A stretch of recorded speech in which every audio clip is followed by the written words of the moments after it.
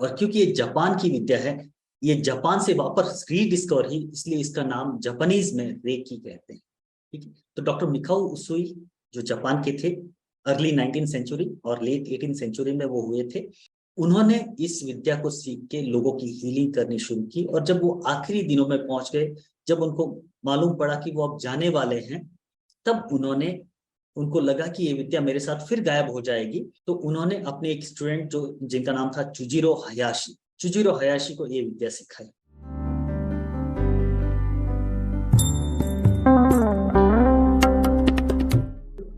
Recce healing यानी कि ईश्वर की ऊर्जा को लेना, ब्रह्मांडीय ऊर्जा को लेना, और हमें चाहिए तो हमें हमारे शरीर में फ्लो करना, अगर दूसरे को चाहिए तो आप दूसरों की हीलिंग भी कर सकते हैं रेकी से।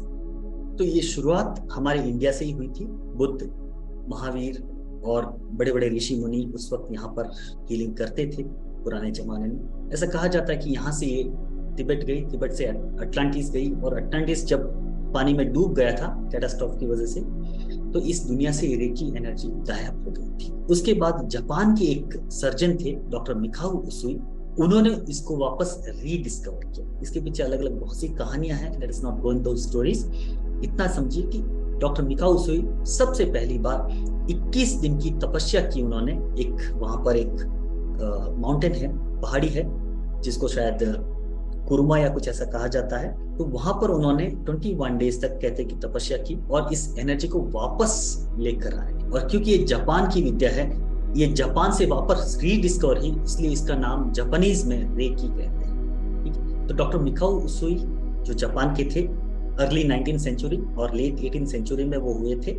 उन्होंने इस विद्या को सीख के लोगों की हीलिंग करनी शुरू की, और जब वो आखिरी दिनों में पहुंच गए, जब उनको मालूम पड़ा कि वो अब जाने वाले हैं, तब उनको लगा कि ये विद्या मेरे साथ फिर गायब हो जाएगी। तो उन्होंने अपने एक स्टूडेंट जो जिनका नाम था चुजिरो हयाशी को ये विद्या सिखाई, और उनके बाद चुजिरो हयाशी इस विद्या से लोगों की हीलिंग करना शुरू किया। फिर उन्होंने सिखाने की प्रैक्टिस भी की। उसके बाद चुजिरो हयाशी के पास एक यूएसए से मैडम हवायो टकाटा आती है। अब ये नाम आपको याद रहे न रहे कोई फर्क नहीं पड़ता है। डॉक्टर उसूई, उसके बाद डॉक्टर चुजिरो हयाशी, इनके पास एक मैडम टकाटा करके, हवायो टकाटा उनका नाम था, वो यूएस में थी। उनको बहुत सी परेशानी थी, बहुत सी बीमारियां थी शरीर में जो ठीक नहीं हो रही थी। तो उनको कोई कहता है कि भाई जापान में ऐसे चुजिरो हयाशी है, उनके पास आप जाइए, आपकी इलाज की, आपको भी कोई भी परेशानी होती है, कोई भी प्रॉब्लम होते हैं, हम यहाँ वहाँ डिस्कस करते हैं, यार ये प्रॉब्लम है, पता नहीं ठीक ही नहीं हो रही, दोस्तों से डिस्कस करते हैं, रिश्तेदारों से डिस्कस करते हैं, यहाँ वहाँ पूछते हैं, तो अलग अलग लोग अलग अलग सजेस्ट करते हैं। मेरे पास भी कई लोग सजेशन लेके आते हैं, सर इसने मुझे सजेस्ट किया कि आपके पास चाहिए, ठीक हो जाएंगे, इसने मुझे कहा कि आपके पास चाहिए, तो रेफरल से आते हैं लोग। तो वैसे ही रेफरल से उनको किसी ने कहा कि चुजिरो हयाशी के पास जाइए, शायद आपकी प्रॉब्लम वहां पर ठीक हो जाए। तो she flew from US to Japan, Chujiro Hayashi के पास आई, और उन्होंने रेकी की ट्रीटमेंट ली। उनकी अपनी जो बीमारियां थी उनको उन्होंने ठीक किया, और जब वो ठीक हो गई तो उनको इतना मजा आया, इतना जबरदस्त लगी ये साइंस, कि उन्होंने कहा कि मुझे ये सिखाइए। फिर मैडम डॉक्टर हवायो टकाटा ने चुजिरो हयाशी से ये विद्या सीखी, और रेकी सीखने के बाद वो यूएस गई, और यूएस जाने के बाद उन्होंने इस विद्या को दूसरों को सिखाना शुरू किया। आपको पता है, जब एक बार कोई चीज यूएस चली गई तो वहां से फिर पूरी दुनिया में फैल जाती है, और वही हुआ।